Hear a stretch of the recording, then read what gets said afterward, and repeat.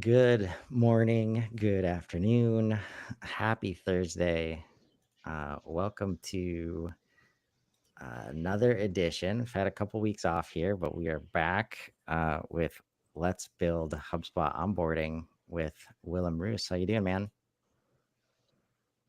Very good. And it has been a busy couple of weeks, of course, with the event and for me, a holiday in between. So, yeah, very happy to be back. Yeah, some stuff has happened since you're on holiday.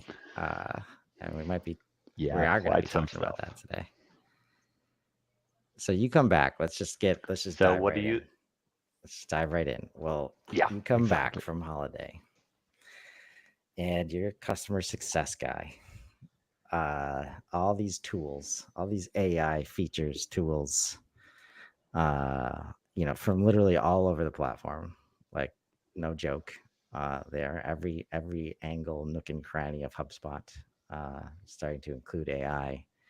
Um, what are Maybe this is a good place to start. What are the questions? What are the initial questions you're getting in relationship to I've been using HubSpot.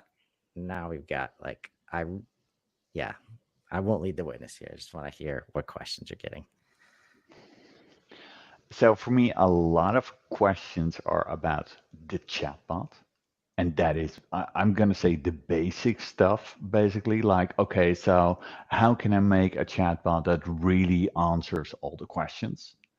And I think that that's a great way to start. But there's also a lot of questions, and this is a question that I do not like, but still it is one of the most common questions. And I'm going to reword it in the most negative possible way. Keep that in mind. But how can I, with the same effort, spam my customers more and send out more emails and create more posts? And of course, Content Remix is fantastic for that. You can just have one. If you think in the same lines as what you're doing right now as a marketeer, you can have the same amount of posts, basically duplicate them and try to spam everybody. But for me, it's pretty essential that while you have that capability, you are gonna shift gears. You're gonna focus more on high quality content and say, well, I'm gonna duplicate that so that instead of trying to create more, you're trying to create the same of a higher quality. And I think that tools like Content Remix is fantastic for that. But I also fear that it will be abused to, well, make Almost more low certainly. quality content. And that's why Yeah. this conversation is so important. Like this, if you're not onboarded effectively, if there is no plan, and it is just how do we talk to more people more often? Like you're going to be spamming people. There's tools that you will not see or use that taken, and I just wanted to, this just came to mind that I think is applicable because I didn't see this until last week, last show, like on Friday, having a conversation with Matthew Ruxton. We just clicked over to the AI settings area, right? And I'm going to share my screen. And this is a week, so end of the following week of inbound. I had not heard anything about this, had not seen, and partially because I think it's a work in progress in a lot of ways. But this is, of course, what I was expecting to see. These on off buttons that there was some of this already, right? They fleshed it a little bit more. But what I was like, oh, this tab's cool. Data sources. Right? And I was like, Yeah. oh, wow. This was a pleasant surprise, right? Including things like products and services. Describe your organization's value propositions and products and services. You must add at least one product or service for the social media agent to work. I love the intention here, but that's where, you know me, I'm always going to pull it back to how many people can even describe their value prop right now, right? But this is the kind of thing, like if you know this is available to you and you are working with a CSM or a partner, like if they're not bringing this up and you want to use AI tools, like you need to bring it up and say like, help me, because Yeah. this is, as you onboard into this thing, this is how you make it so you're not spamming, right? And you're at least trying to say like, okay, I want some control over what's happening, right? When I saw this, but the fact that I had to like stumble upon this, right? And I get that's the challenge of HubSpot, right? So how do you see this? I mean, as strongly as I'm suggesting it right now, should this be like a first step? For me, how I personally look at the whole AI bit is that we are trying to get there. We have overhyped AI last year, I believe, that right now we are being a lot more realistic. But the hype that we created last year will likely happen next year. I think that if you look at what companies like OpenAI are doing, what even Elon Musk is doing, that will eventually revolutionize things. But right now, it's all about, ooh, we create something, it can create something that looks kind of okay-ish with a limited amount of effort. But the tools like you showed right now, like creating a brand voice, is something that a lot of people hadn't considered. And that is kind of scary. But it's also kind of scary that if you are a partner and we take the elevator pitch quite literally, and I'm going to say, I give you 30 seconds. Tell me why I should pick you as a partner. A lot of partners are like, yeah, I can do everything. And I mean, like, that's where it stops. Sold. So, what is your unique value proposition? What distinguishes you from somebody else? And that is why I really like what some of the people say. If you don't piss off 80% of the people, then you don't have a really great uh, market fit. Yeah. And Positioning. that kind of shows that everything is about positioning. If you are really invested in a product or a service, it should be in there. The AI should keep that in mind. If you are a company, you have a brand voice. How do you want that to be? Yeah. And that And that is, and that zero yeah, to sorry. one, right? If we take that as the 0 to 1, like with zero context, going to be difficult for you to get the value you're looking for from AI. A few simple words in any of these spots, whether it's brand voice, whether it's products and services, like I could just put one word like manufacturing, right? That's going to give me vastly better results for what my value, for what I need to be valuable and not be noise and not be spamming people. So this is literally at first could be, 5 to 10 minutes, like at a time. Like there is, and not to mention when you have Copilot, that sidebar, ask for its help. That's the beauty right now. When you understand that you could actually get help from the AI on how to use these new tools, like it will tell you How to use exactly, the AI tools. Yeah. right? Exactly what you need, what would be valuable. Like, what does the prompt need to be? Like, what is a brand voice, right? Just having all of this stuff there and be like, oh, yeah, I like to talk about, I like to have challenging conversations and, manufacturing focus, just every little bit it learns from and just takes your results, you know, because the other side of what you suggest of what you're saying is like when they do that, when they're like, oh, okay, I'm going to use all these new tools and we're going to spam people, and it's like, oh, it's not working. I guess AI sucks. I guess content Yep. remix sucks. And it's like false, like incorrect. Like that is not the that's not the answer. If we would, if we're going to compare AI to a human, and that is not entirely a fair comparison, but in a way it is. Let's just for now say that you are head of a larger marketing uh, department in an organization. And I, as a human, am actually, since today, am one of your employees. And what you tell me is that I should create 5 social posts. I know nothing about the company. I have not read a single social post before. I basically am like, yeah, I can create 5 social posts. So what am I going to talk about? I don't know. I'll think of something. And then after I create 5 social posts, you're going to come to me and say, well, this is the wrong topic. What do you expect?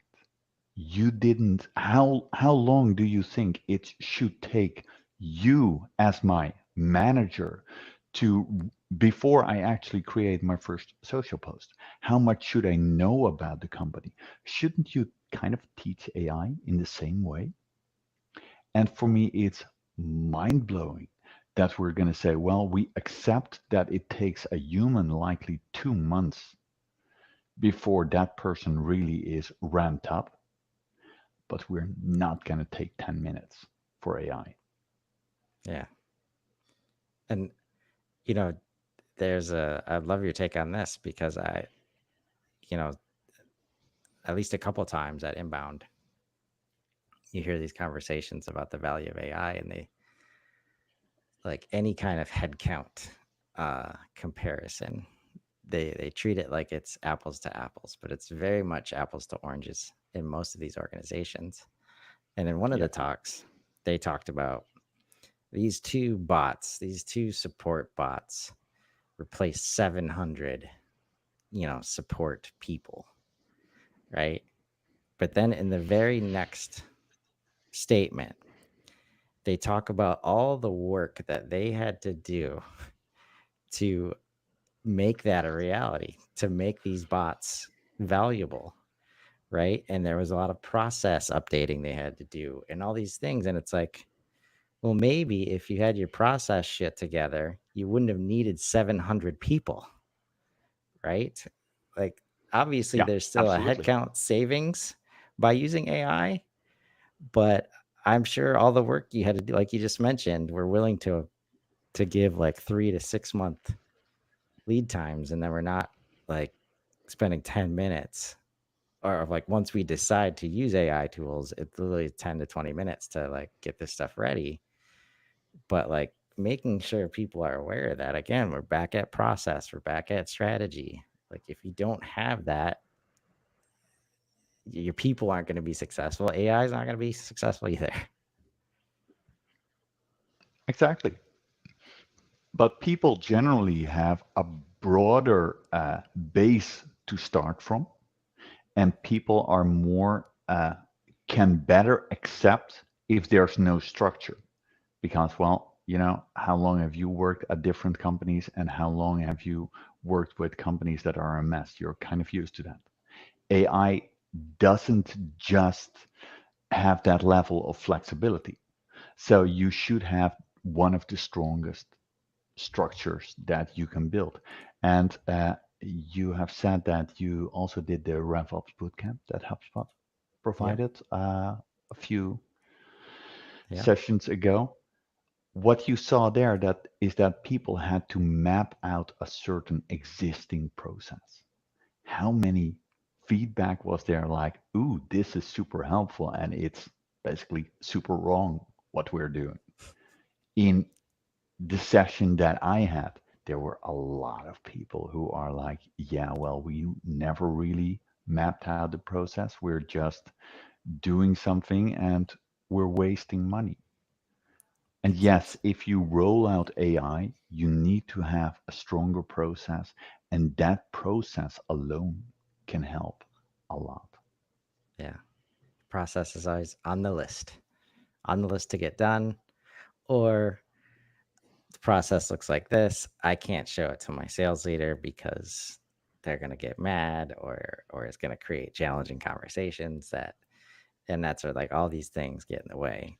That's why I do think like for a lot of people that have failed to digitally transform, AI is going to be a shortcut now because it will not work for you if you don't understand your current state enough to give that context, to the AI. And just a quick side note here, Michelle asks, is that a Shocks headset, Willem? Yeah, it is. All right. Thank you for confirming. It's the OpenCom, the original one. The two is also out. Well, I just had the original one. There you go. Um, but yeah, I think that's where it can help. But again, it's going to, like, why do we, context was also a huge part. Like, obviously, George gave a number of talks and he's always bringing the human element. And I definitely prefer his positioning over the usual positioning you see of it's it's human powered AI instead of AI powered, platforms, or AI supported platform is what we actually want to achieve in HubSpot. Much in the way I think data driven is going to move towards like data informed, right? Not letting these, Yeah, like, this human element that is like using gut when you need to, using creativity when you need to. Like, these are the things that we often, because it's challenging, we try to delegate these to these other spots where you take out the human element because you think it's going to be easier and more objective, but the subjectivity that you're removing has value, right? In helping with growth, helping manage people, like all these things, building relationships. So if I could ask, that number one question about chatbot, because I do think that should be one of the places that people can start with. But I'm curious to hear your response. Like, what is the first, like, what confirmations are you making that they're actually going to be able to get value out of that tool? for me, the main thing that I'm looking for is process, process, process. And I know that I say that awfully simplified, but the thing is that if they don't have a current knowledge base, and I don't care personally in whatever way, shape, or form, but if they haven't mapped out the processes, if they haven't written down something, then I think it's the wrong time to get into AI. Because realistically, if you think about rolling out an AI that will try to come up with an answer, and I know that the hallucinations are a lot less nowadays, but how much do you allow a system just to come up with a question? And if you ask a question and that is not one of the, and I'm going to make up a number right now, one of the 5 knowledge base articles that I have in the system, then the system will just say, I don't know. Do you really want to be handled by a chatbot that can just answer 5 questions? No, it should likely be an extensive database that can answer at least 80% of the customer's questions. And maybe then it's acceptable. But no way 5 or even 50 knowledge base articles can answer 80% of the customer's questions. At least not in the companies that I work with. Yep. So, do you have that structured well enough? And have you written it in a form that is understandable by AI? Have you actually tested it? And I think that, and that is where I still want to come back to your comment, like the companies that haven't digitally transformed. For those companies, it is more easy now than ever to just flick the switch, turn on AI, give the crappiest experience that they can ever give a customer, but it looks kind of cool, and forget about the entire human element. And Yeah. do you need a brand voice for that? No, you don't. Because if you are not looking to provide a really good customer experience, but just something that looks cool, you don't need a brand voice. Yeah. And my kind of fear is that we're partially moving in a direction where we're making it too easy to step into something without understanding the consequences. And AI will be pretty fantastic. I think that it will not be that humans apply AI, but I think that in the very short future, it will be that AI applies humans. Yeah. And that sounds the same. It's just a Very much slight not. twist of words. Yeah. No, But I think what you're, that means is that if you're a sales rep, the system will tell you who to call, what the topics are, what the intent is, and then you need to have a human conversation. yes. Yeah. No, I think that's spot on. Again, it's a tool, right? That you can work for the tool or you can have the tool work for you. Just like HubSpot as a platform. Like if you're working for the platform, that's not like it's not where you want to be. And No, that's meant by I'm exporting and importing data because I don't have it set up right. So now I'm doing all this work to get the reports that I need, right? That's not a profitable place to be. AI can be the same way.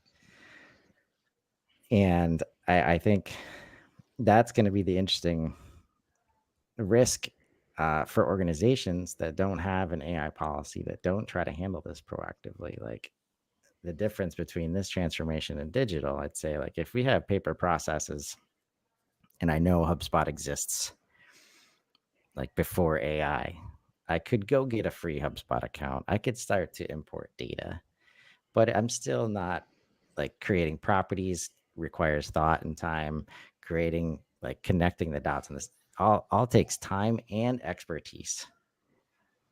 AI can yes, solve for both of those things now, and I can use it in a very successful way if I'm feeding it the right data, or I can take it in a very bad direction, create very bad experiences that don't match with the rest of the company, create a lot of risk, right?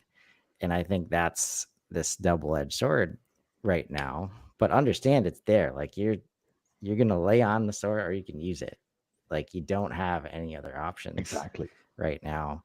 And putting your people in a position, to be successful with this is of paramount importance. And the second layer of support in the HubSpot ecosystem needs to keep up because I think HubSpot, I don't think they are overestimating or overhyping like AI. Like people need to be thinking about this every day at this point. It's not going to slow down and it's only going to get better. So the longer it takes you Exactly. to bring it in, and now you have a platform that just has it there.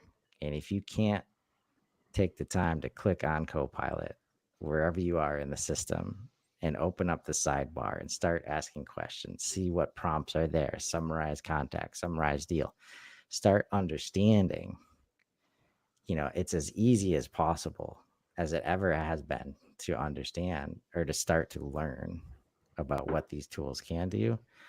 And I'm happy you went there with the chatbot because as much as this can be a shortcut for you, if you haven't digitally transformed, it cannot happen without content, right? And so the No, shortcut is actually getting to the place of like, okay, I need a knowledge base. Help me build that now first, right?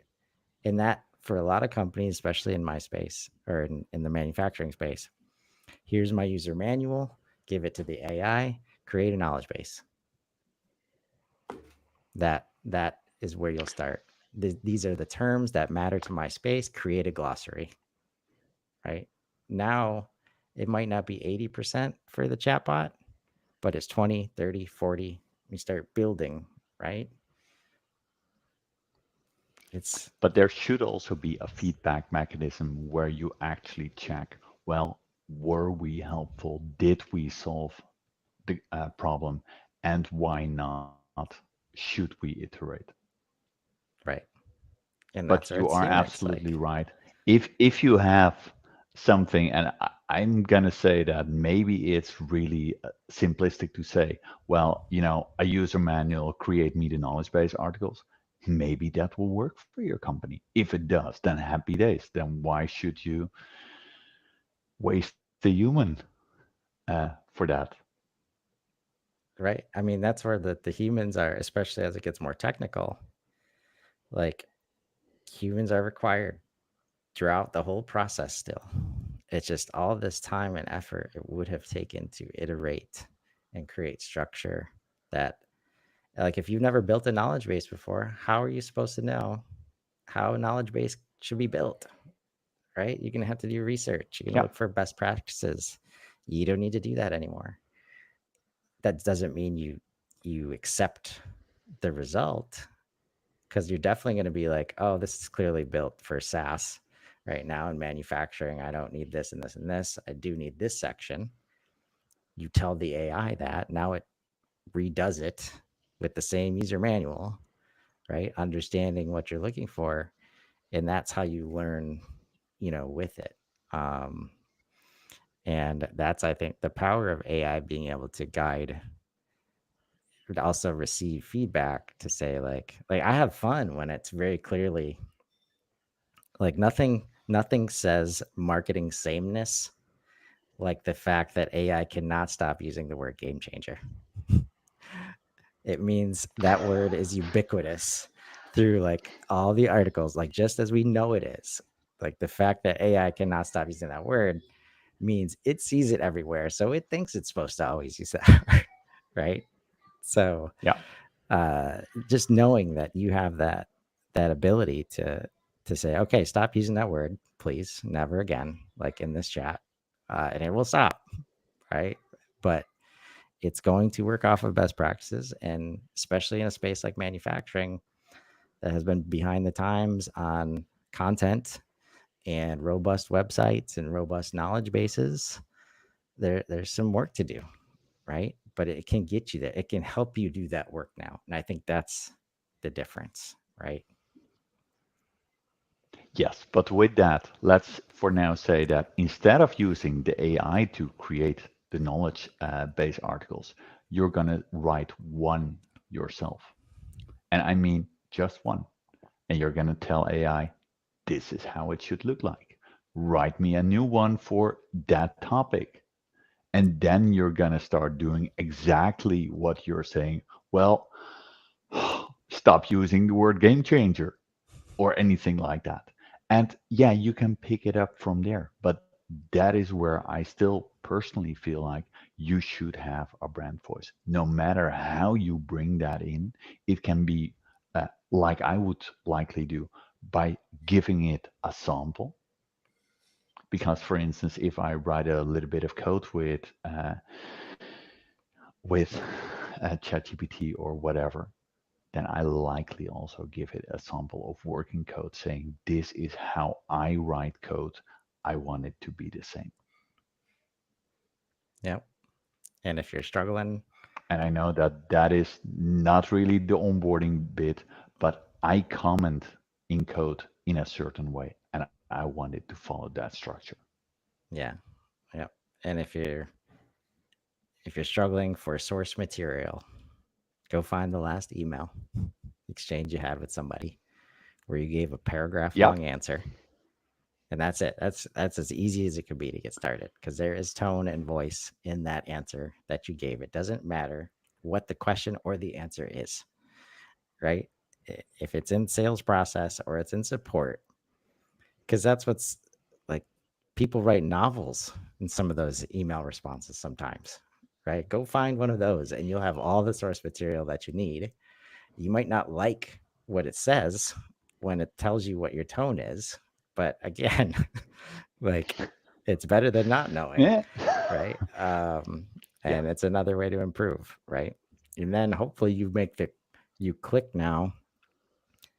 That's like, oh, it could just do this email for me next time, or the chatbot can give this answer next time. That's where like you have examples that you could just feed right now to immediately get to 20 to 50% um, based on objections that you're hearing every day, based on the questions. I mean, these teams are bombarded with phone calls and emails right now um, that are commonly giving the same answers. Like we're back to the ask you answer, the tried and true principles of how we build trust. We got to do the same thing with AI. And if we're not building trust, AI is not going to build trust for us. Right. So it's good to have you back, Exactly. man. Exciting times in the HubSpot Perfect. It's great ecosystem. to be back. Yeah. So next week, I think Matt has confirmed we're going to pay off the original. Um, right before Inbound, we started talking to Matt Bolian about how super, supports all this. But, that session was a great foundational session about why support is needed, why it's very hard for HubSpot as a platform itself to give an organization all of the tools it needs to ensure onboarding and adoption success. And we ended that session with we're going to talk about action plans and these And things action that plans will be super exciting. once you have these foundational things we're talking about, how do we take the next level? How do we take the next step? Right? How do we make sure that our employees are set up for success so that they can set our customers up for success? We'll be talking to Matt about that, doing some unboxing of action plans. Until then, uh, find those AI Enjoy the rest of opportunities, the week. right? Find those Yeah. find those opportunities. They're all over the place right now. Just click the Copilot, button one time. Just see what happens. It guides you step by step on how to use that thing. Uh, find those opportunities and let's grow. Have a great day, everybody.